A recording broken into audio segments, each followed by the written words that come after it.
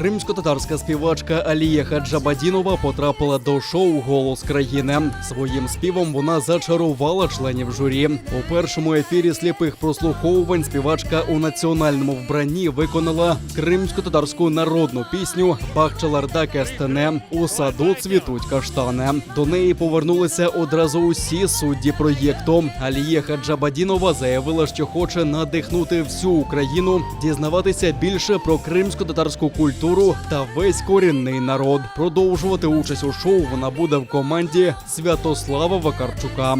Нашого «Голос країни» я прийшла, щоб показати, наскільки прекрасні кримсько-татарські пісні. Це скарб нашого народу. Я втратив мову в кінці, коли ви почали співати тихо.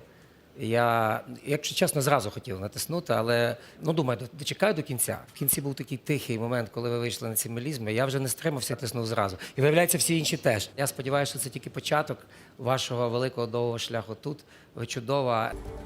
Насправді, свій вибір я зробила вже дуже давно, серцем. Це пан Святослав.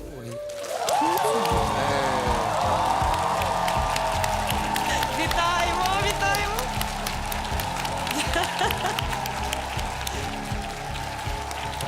Сонечко. Це наше сонечко.